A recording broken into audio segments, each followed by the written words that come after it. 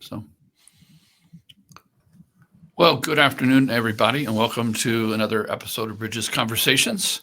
My name is Steve Givens. I'm the executive director of the Bridges Foundation. We are about a 40-year-old organization in St. Louis that offers the spiritual exercises of St. Ignatius Loyola in everyday life. So today I am speaking with three young adult recent retreatants of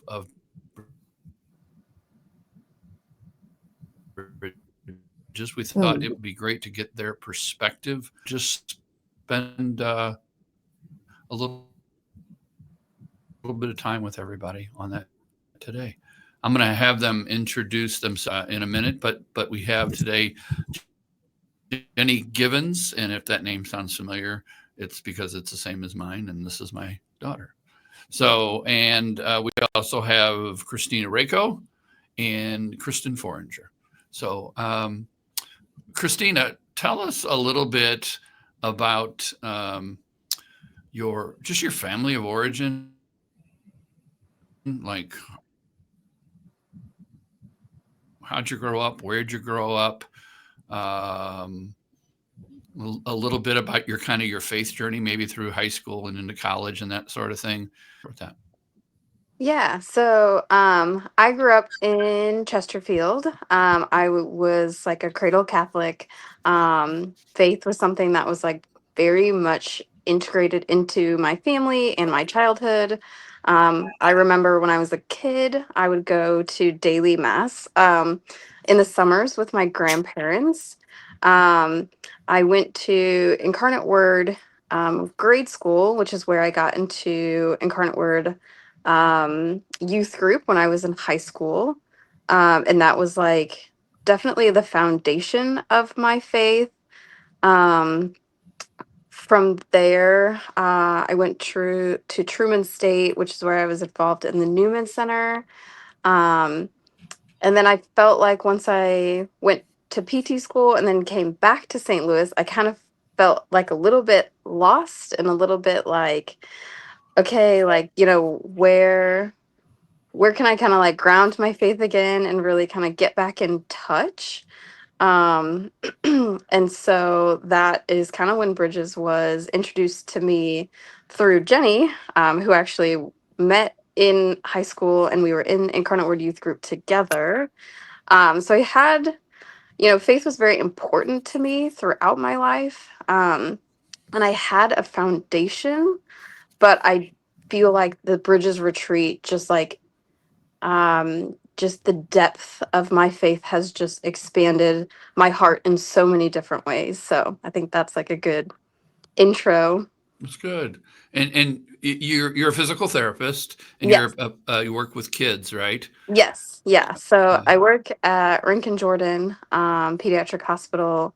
And so like my career, I think, was like brought up a lot in the spiritual exercises and my conversations um, with my prayer companion, just seeing all the different, trauma and all the different responses to trauma that my patients go through that I kind of see on a daily basis. mm. But yeah, it's a pretty big piece of who I am. It was very good to kind of like walk with somebody and kind of discuss some of those, like real life interactions and where I see God in my career. Yeah, and you went to physical therapy school at Creighton, right? I did. Yeah, it So was that's just a a Jesuit Jesuit school. Yeah. university. Did you get any taste of Jesuit spirituality or Ignatian spirituality at all when you were at Creighton? I did. I and that was one of the main reasons that I chose Creighton was because of the Jesuit values. I guess I didn't explain this. I did go to Ursuline Academy for high school, so I did kind of break the mold when I went to Truman, which was just like a university. But then I went back to Catholic PT school, and they did have a lot of service and reflections that they really emphasized in the curriculum, I would say.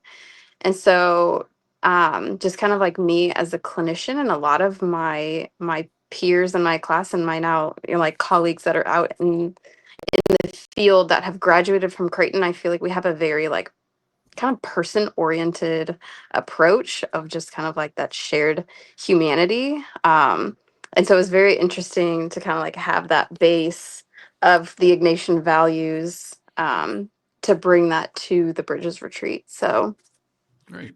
Thank you. Let's switch to Jenny. Jenny, yeah, tell the people how wonderful your family life was. Wow. Yeah. Yeah, I mean, no doubt. I was also a cradle Catholic. I grew up in North County in St. Louis. We did a little stint in England for a couple of years, but I don't really remember that, so I don't really talk about it as part of my childhood ever. But it was something that happened. Then we came back. I have a brother that's 4 years older than me, and so he went out and got involved at Incarnate Word in Chesterfield. And so then 4 years later, I was on my little road to hanging out at Incarnate all the time. My parents loved that. They loved driving from Florissant to Chesterfield twice a week, on Sundays and Wednesdays. So much so that we bought a house in Chesterfield after my freshman year of high school because they didn't want to do it anymore, which is fair. High school, I was very involved in the youth group. Our house was very close to Incarnate Word, which meant that just really like the core group of my friends, we spent a lot of time together, and it was I joke often, I had such like a wholesome high school experience compared to people that I've met in the world, because my idea of like a fun summer night in high school was like we go to youth group together, and then like afterwards somebody at Incarnate yells to 150 people, hey, we're going over to Jenny's house to swim, and then 100 people show up to my house and we all go swimming. And that was it was just a perfect way to like see God in in all aspects of my life. It was bringing home those people with me. It was then going to school.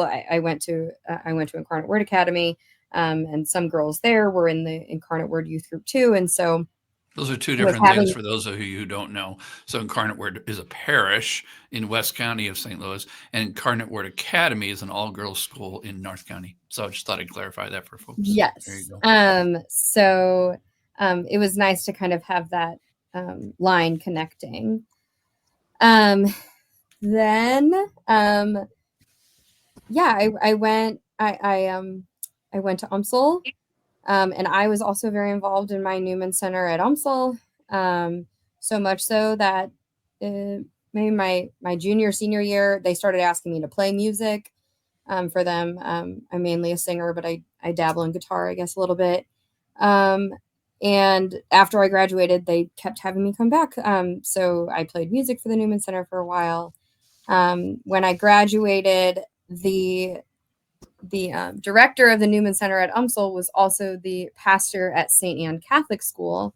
And so when I was looking for a job as a elementary school teacher, he said, have I got the job for you?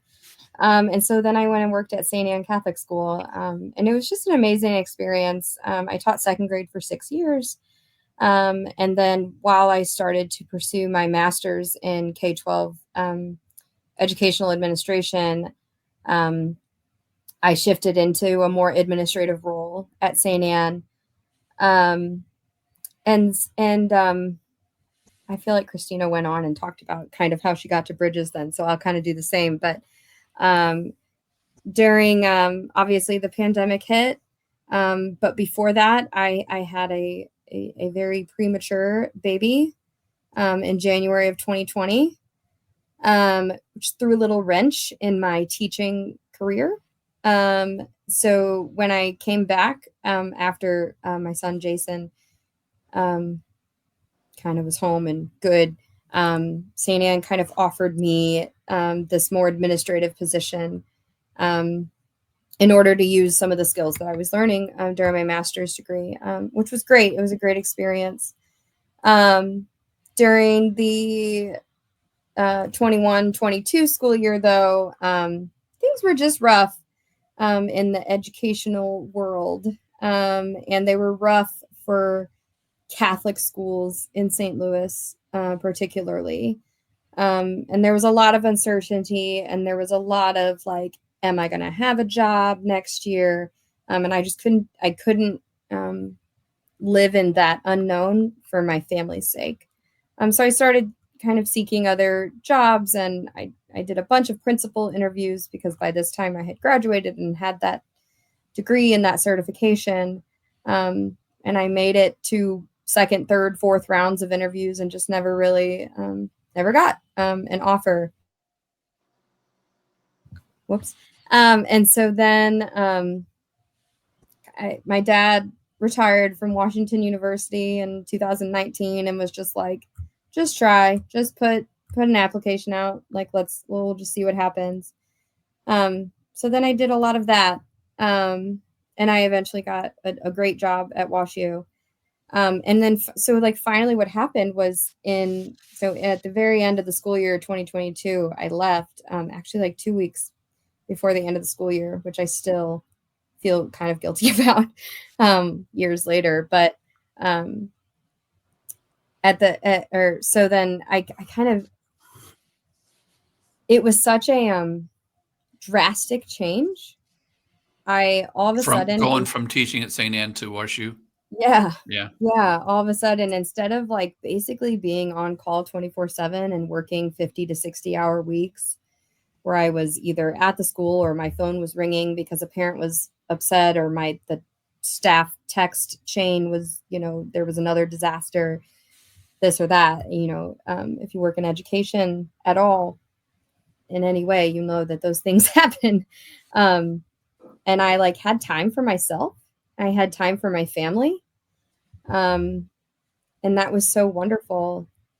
But I had also kind of lost some of the trust I had found in the Catholic faith. Although I say faith, but really what I mean is the Catholic like scene in St. Louis. I had just lost some faith. And so I really went into Bridges under this, having this goal, I guess, to like discern, using those Ignatian practices. I wanted to discern like what did I want my church home to be. And so that was definitely kind of the driving factor that brought me to Bridges. I mean, obviously my dad had said, several years in a row, like, oh, I think this would be good for you. I think, which is true, but it's definitely something that you have to be ready for yourself. And so then at that point, I felt like I was. And well, he sounds like a really wise guy, that your dad. So, all right, let's stop there. Thank you for that. So let's move on to Kristin Forringer. Kristin, tell us a little bit about your story. Yeah. So I am actually, speaking of like Catholic scene, right? I'm a newcomer to like the Catholic world in general. So I grew up, and I'm very much still kind of ecumenically informed, and so that gets into kind of what my experience with Bridges has been like. But I grew up in Oklahoma, was raised in a Presbyterian church, kind of on the evangelical side of things. And my parents were both elders at various points. We had, like I wouldn't say a lot of spirituality in the home growing up, but it was very much, part of our social life. And also being in the Bible Belt, it's kind of how things are organized, how different communities are organized. So I grew up in Oklahoma, went down to Houston for school. I went to Rice University and was somehow, through a chain of events, did stuff with their Newman Center, just because they had like a cool little book club called Inklings. And I was really really took a deep dive into like early church fathers and like early Catholic writings. But concurrently was going, so at one time I was going to a Baptist church in the morning on Sundays and then like going to mass in tandem for a long time, and then push pause on kind of that decision making. Went up to Michigan for grad school. So I'm a sociologist. I have my PhD in sociology. I was there for 8 years. So it was like a long haul. Yeah, like, don't really recommend it for everyone. But I learned a lot. I think I'm a better person because of it. But yeah, was in a Presbyterian church there as well. Long story short, converted to Catholicism finally in 2023, at the same time that I finished my PhD. The summer of that year was in flux, like kind of had an abrupt job change, found myself in St. Louis in July, also at WashU, where I still am. It's now been like a year. And my friend had introduced me to Ignatian spiritual direction when I was kind of in that flux period. And so the spiritual director I had met with told me about bridges. And she was really careful at first to be like, this isn't an automatic, like, you should do this, or, like, kind of the trick is that you have to use discernment to even figure out if you want to start, doing discernment more. But I kind of just jumped in because I saw just a wide opening my schedule. There were a lot of just like very tangible things that lined up. And I didn't come in with there wasn't a decision I needed to discern necessarily, but it was just kind of a new season of life. Yeah. All right. Good. Thank you all for that. I think you all covered. Oh, my dad. Yeah. I just wanted to say to Kristin Yeah. that non-cradle Catholics are absolutely my favorite Catholics. So like, and I mean, I'm saying that including your like, dad. So, sort of, I mean, yeah, it's like sort of a joke because my dad was a non-cradle Catholic. Well, because you kind of have to really want it. You have to want it. And I just think you guys, meaning you guys are at the top of my screen. I don't know if that's the same for everybody, but you two, there just seems to be such a better understanding of everything because you come into it as an adult able to understand all of the traditions and symbols and all of those things are, instead of them just kind of being fed to you. And I mean, I'm positive there are things that if somebody said, why do you guys do this? I would say, don't know. But like, can I say that's actually what was helpful to me too, about getting into the rhythm of the exercises right after kind of this super zealous moment of conversion. Because it was really important for me to reground in an intimate relationship with Jesus after learning all about, capital T tradition and, kind of the enthusiasm about all of the practices and like the collective expressions of faith. And so it was really kind of like corrective to me to be able to just like, okay, sit back down, like open your heart, like keep opening your heart, listen to God speaking to you. Yeah. I think you've all in some ways answered this first question we were going to talk about, why the spiritual exercises at this point in your life, or at least you talked a little bit about what brought you into them. But is there anything that any of you would like to add to that, kind of why was this experience at this time of your life? Why not necessarily what you got out of it, because we're going to do that in a minute, but why was this a good time to even try or to enter into that? Does anybody want to do a little more on that? I guess, I mean, truly for me, it felt like I had gained time back. in my life.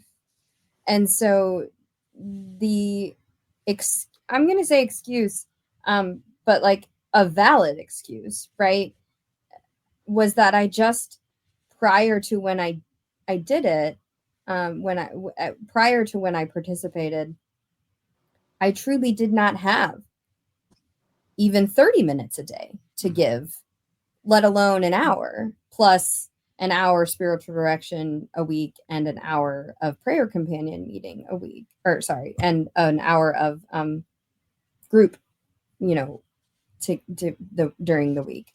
And so for me, it was definitely like time was a huge factor, but also there was the same kind of desire, like Kristin was talking about, to find my own connection with God again, because through everything that I went through,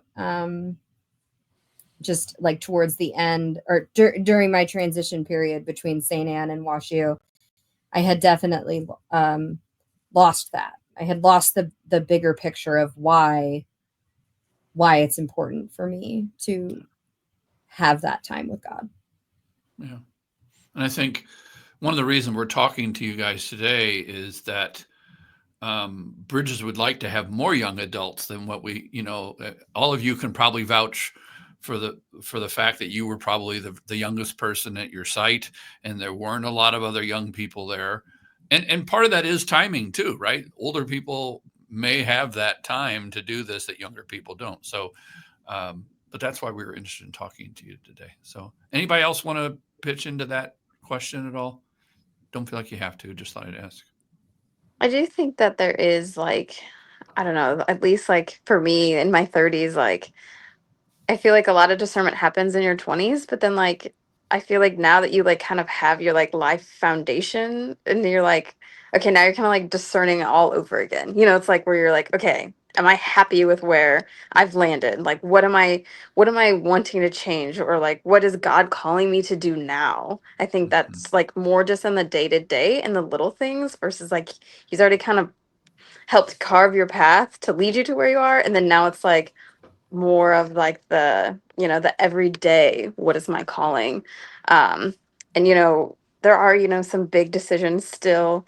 you know should I move?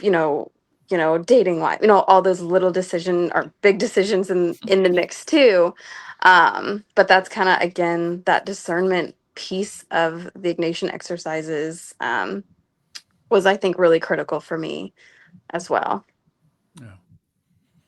Well, let's move on. I realize I asked two questions. I asked two different questions, but I think they're really the same. So, in light of our time here, the next area I wanted to talk about was kind of the fruits of the experience for you, and then I also asked what were your spiritual takeaways, kind of what has stayed with you since the retreat. I think those two are similar enough that we can just kind of get into that. So. Let's go to Kristin. Yeah. Yeah. I guess, kind of to address both of those pieces of fruit is really, I was looking back through my journals and I was like, is there like a prevailing theme or something I want to pull out? But I guess at risk of sounding too academic, I don't want to say like a method, but it's more just like an approach to prayer, right? Or like another way I could put it is kind of this well-worn footpath almost. The repetition of these exercises, even though I definitely can't sustain the hour of prayer past them, and actually couldn't even the whole time.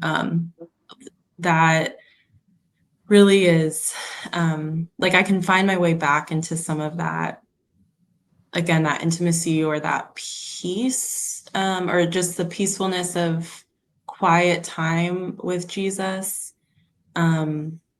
And I think that's really cool. And I don't think I would have kind of that muscle memory if I didn't have the structure of the exercises to like create that for me. And I think also in terms of just Ignatian spirituality,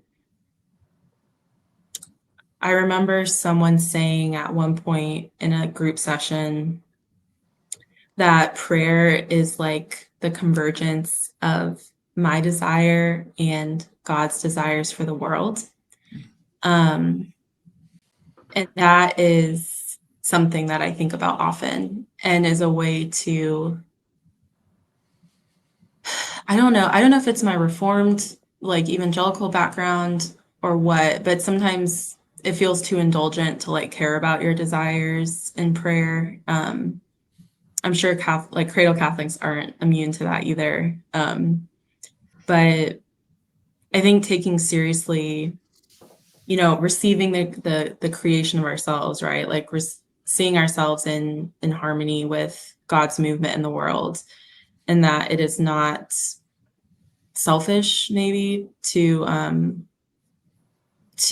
really like engage with your own experience of your day, even through the examen or your decisions through discernment. Like all of these things are important to God's kingdom. And so that has been just really healing to me, I think, to balance, especially as someone who's really kind of social justice oriented, both like in my career background and in my faith, like the collective and the individual like aren't, two different things. And so that was really cool to have reinforced, I think. Are there any certain parts of the exercises that you mentioned the examen that you have continued to integrate into your daily life at this point? Would you say that's, I guess, what I meant by a takeaway? Are there any? Obviously, yeah, you can't necessarily sustain that hour of prayer every day like we do when we do the exercises. But what is sticking with you? And what has become part of your prayer? I think kind of a practical thing, I guess, would be revisiting the principle and foundation often. But then also knowing more about like my voice versus God's voice, or like when I need to stretch the amount of silence that I'm in until I hear God, or until I am open to God's voice, right? Instead of just like blabbering in my own mind. So I think, yeah. Okay, that's good. Christina, tell us a little bit about your fruits of the experience and your takeaways. Yeah, for me, I remember at the beginning kind of just being, being like, well, like I have all these like avenues of prayer that I was like, I really enjoy praise and worship music. I was like, I've done a lot of retreats and like I was really into that, really into that. And I was like, kind of like, I've done some journaling, I've, pray the rosary, it's like kind of like what I was like, this like scripture reflection daily was something that was new to me. And I was like, well, I haven't really like done a lot of that. And I was like, okay, sure, let's try that.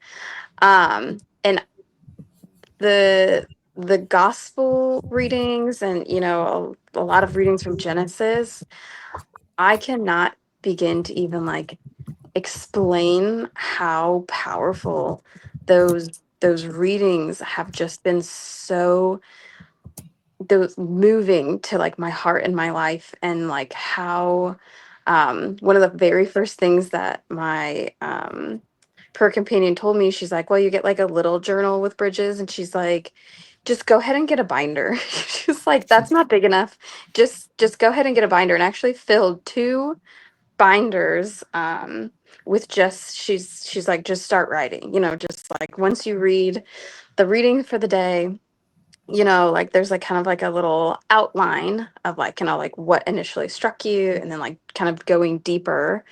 And that version of prayer is just something that was totally new to me. And like at first I feel like I was like a little bit like, okay, like I read it, and I was like, now what? I was like, Mm-hmm. I'll just think about it. And I was like, yep, it was just like a story about this, and I was like, yeah, I've heard this story before, or like maybe I hadn't. And I was like, okay, I don't know.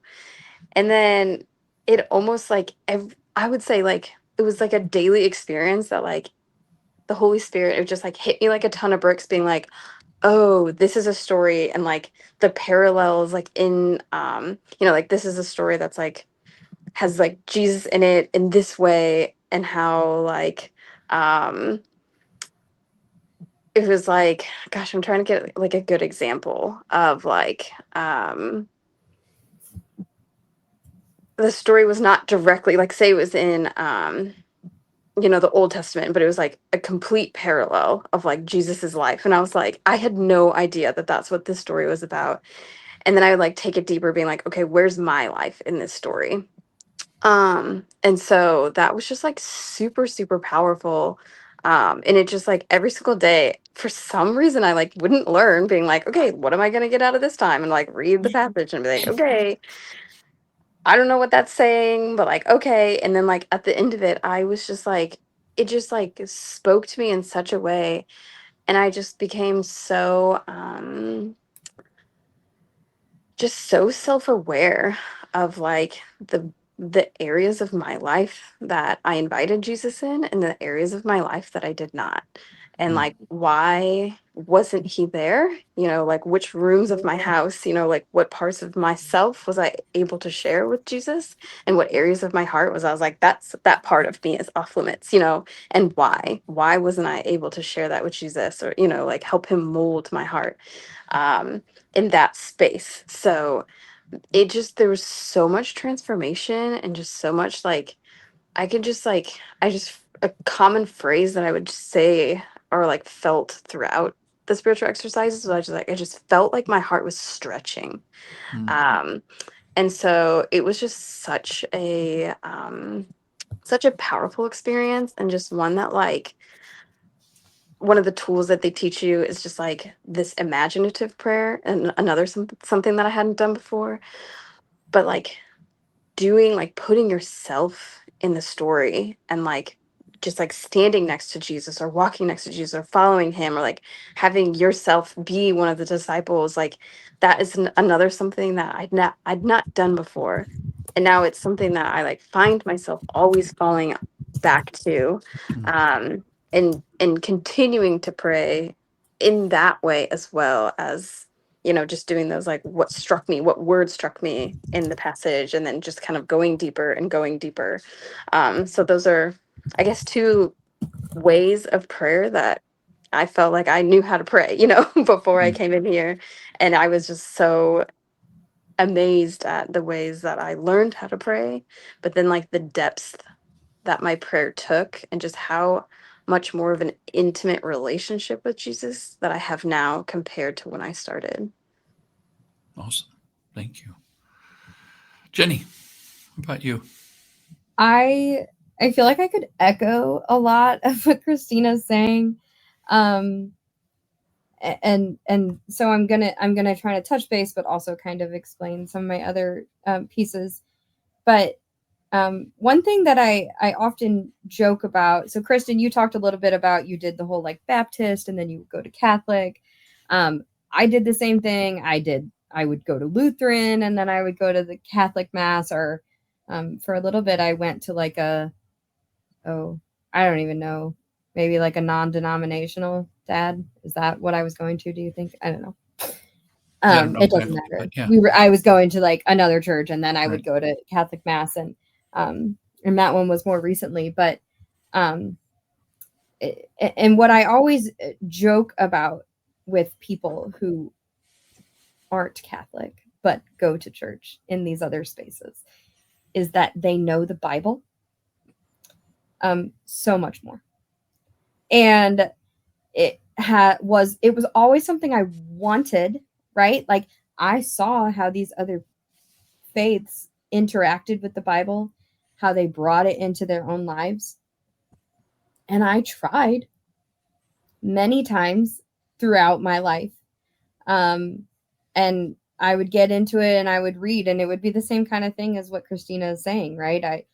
I would read it and go, yeah, okay, I should love my neighbor. Like, yeah, okay, I should probably like, not steal. Like, and you see all those things, but it was not until Bridges that I experienced the Bible. I experienced the stories. I just remember, this is definitely one of my takeaways, is the visualization piece, the putting myself into the stories. I definitely still do that consistently. But one story that sticks out to me always when I think about my time in Bridges was the first time that, which I guess would have been like Palm Sunday during my Bridges retreat. So essentially the first time that, I'm sitting in a Catholic mass and I'm reading the crowd part of somebody help me, please. Yeah, you're saying crucify him and that sort Yeah, of yeah, stuff, yeah. right? Yeah. I can't think of the name of that story, which is terrible. Just, like the crucifixion of Jesus, I guess. And I've done that again my whole life. I've said those words at this point in my life. I've said them 34, well, maybe not 34 times, whatever, 30 times. And they never meant it. Maybe not anything, but I never really felt them until I was in the Bridges retreat doing these exercises, because I had learned how to actually put myself into that situation, into the crowd. And that was just a really, it had kind of a dissonance to it, I guess. Like, it was like really cool and also really sad. It was really emotional. But again, I mean, like, in the best way. Just like I had never experienced something like that. So that's a huge takeaway for me. I would say I kind of did that first, I guess. My biggest fruit, so to say, would just be that I did find my way back to the Catholic faith. As I kind of said, I had been sort of discerning, like, is that where I want my faith home to be, my church home to be? And during my time, the music minister at my church, invited me to come sing again, which I had sang with him a couple of times before I had my son. But he was like, we really need you back. Like, I think I was at actually like a prayer night with Christina one time, and he walked up to me and said, I don't know why you're not singing with me. And so then I started doing that again. And that is just like similar to Christina. And I really do attribute this to our time in youth group in high school. But praise and worship music is definitely something that has always helped me pray. And so kind of having that opportunity with someone who in high school, I wished I could sing with him. Like, I would be like, oh, that would be so cool. And now he lets teens sing with him, and I think that's so cool. But anyway, that's all beside the point. But just to have that almost like welcome home type experience with the music minister at a church where I had such a strong foundation made, and a little bit shaken, but to have that welcome home, like, not only am I welcome there at that particular church, in the Catholic faith as a whole too, but I'm wanted. And that for me was the biggest fruit I could have possibly gotten. We're starting to run out of time here. Before I have a kind of a lightning round question I'm going to ask you at the end. But before we do that, do you have any questions for each other or comments based on anything you heard anybody else say? Does anybody have anything they would like to ask? I know it's a hard thing to ask, but I'm going to ask it anyway.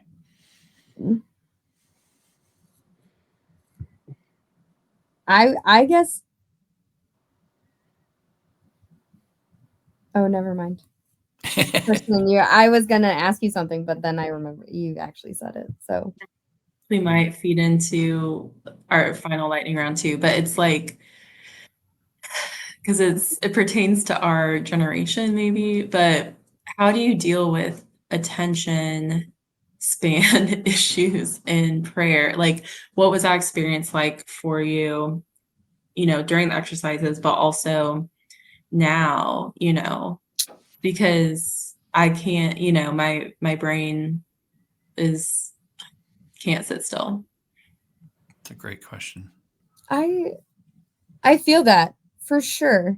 And I think it's I mean, I definitely hear you. It's definitely maybe like a generational thing in some sense. And but I also think part of that is more about the stage of life and maybe less about the generation of life. And I guess I say that in thinking I believe so I watched my parents do the Bridges retreat years before I did it. I don't know how long ago that was, Dad, but About 10 years ago, yeah. yeah. So like I was in college, like I was old enough to know that they were doing it, right? And on some level, I saw them also struggle with like, okay, we're gonna sit down and we're gonna do this for an hour. And they did it together most of the time, which I think helped them for sure. But I think the difference was that 10 years ago in their lives, they were very well grounded in where they were in their professional lives, in their personal lives, in all of those things. And I'm not saying they thought that everything was perfect, right? But I think the difference is when someone who's in their 20s or 30s is trying to sit down and be silent or do something for an hour, you're not so settled. And so it can be harder. And for me, that looked like and still looks like Jason running out and saying, well, I want to pray with you. Well, my Jason is 5 and has all of the energy in the world that we all wish we could have, and then some. And so him saying he wants to pray with me is super cute. It's very distracting. And so I think that there's just different things pulling us than someone who might be doing this at a more settled stage in their life. I guess that's my takeaway on that. How did you make that time, Christina? Or maybe how are you finding the time when you can now, and how do you deal with Yeah. that attention span stuff? Yeah. So to me, I think like the most critical thing that I did for Bridges was before we even started like the exercise, I started just like setting my clock just like a little bit earlier. I knew that I'm a morning person. And so I was like, okay, what is going to be like the best time? So for me, I was like, okay, I identified the morning. And then I like kind of got myself into a pretty like strict routine that like, if I set my clock that I would if I set it like at 6 or whatever, and I'd get up and I'd work out, kind of like wake myself up, and then I would pray from 7 to 8, and I'd leave for work at 8. So kind of like use the first hour of my morning to like work out, get ready, have everything packed, and then pray in that hour before I would go to work. And that helped tremendously, was like already having that like pretty strict routine. And again, like weekends were a little bit different. I did a lot of traveling when I was doing the Bridges retreat. And so that's why I did the online versions, because I actually like couldn't make a lot of the nights because I was out of the country or out of the state. So that, was a bit of a challenge, but it became something that I had to kind of like dedicate myself to the timing. But in your questions in regards to kind of like attention span, I think that that's something that I really try to like incorporate into my prayer on like what is pulling my mind away from what I'm reading or what I'm, trying to focus on, but like what just keeps kind of like coming up. Um and then kind of taking that and praying with that too. As like that I think having I don't know like how your like prayer space is set up, but I think that having like kind of that identified time and that identified space is Yeah. super helpful. Yeah. So that's like something I would recommend. I don't know if that's what our rapid fire questionings are going to be, is like, like what are, what we found the most helpful. But to like, kind of like what Jenny was like, what do distract you? Mm. And like trying to reduce or eliminate those like as much as possible. If it's like, you know, maybe, praying after, you know, after you get home from work before you like start dinner. I don't know, but like finding the time and the space that like you feel the most awake and like the most kind of the most like isolated. Like not isolated, but like I think being alone was really helpful. Um Somewhere that like the other people in your home or in your environment like knew that like not to really disturb you during that time, like if possible. I know kids are a little bit different, but I was like, this is my prayer time, and like I'm not like available to like come help with this or that right now. It's kind of like letting the people in your life know that like this is your time for yourself, I think is helpful. Does that And I'm gonna let that be the first answer to the lightning rounds. I know we're way longer than I told you guys it would be, but that's how interesting you are. So No, you're that's okay. upside down, Christina, by the no way. matter what I So do, I'm always upside down. it's I okay. don't know how to fix it. So the lightning round question is just kind of what would you say to someone who's a young adult who's thinking about doing the spiritual exercises through Bridges? I'm going to start with Kristin because I know you got a deadline here. So what would you say, Kristin, to someone who's listening to this? Yeah, I think probably this goes for maybe like any generation too, but speaking to this busyness, like there's not going to be a perfect time probably. And so in terms of like period of life to do this, so I think kind of I know this goes against the principles of discernment, but just like going for it in the sense of making the commitment and letting it take you somewhere,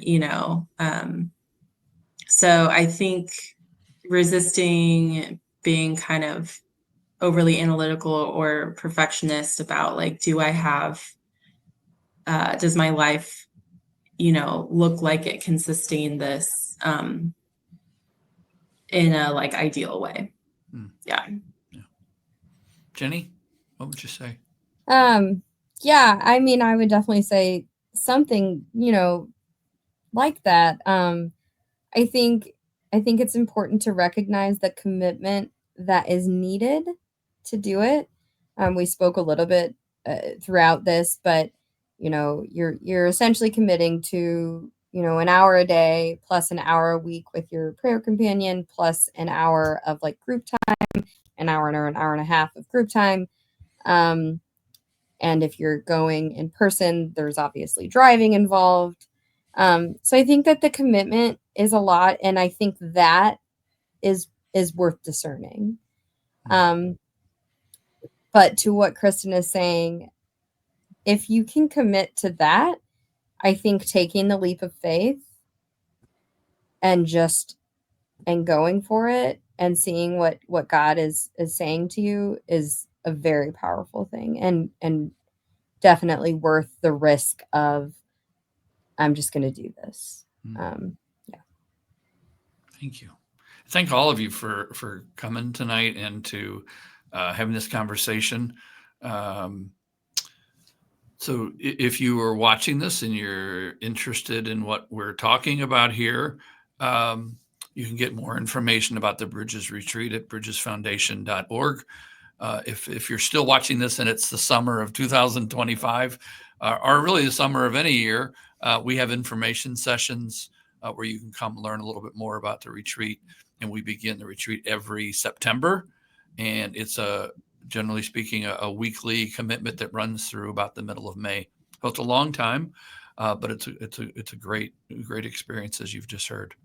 So reach out if you want a little more information. Thank you, Jenny and Christina and Kristin, for first of all taking that leap of faith and doing the retreat with us, and then being willing to talk about it. We really appreciate it. So I think that's it. I think we'll let everybody go. We'll say goodbye to Christina like this because she's on her side. I know. I don't know how. I didn't touch it. I just went straight. Technology, All right, that's about it. And if you guys want to hold on just a minute, I'll say goodbye. Let me just end things here, and then we'll go. So thank you, and we'll let you know when we're going to have our next Bridges conversation. Thanks.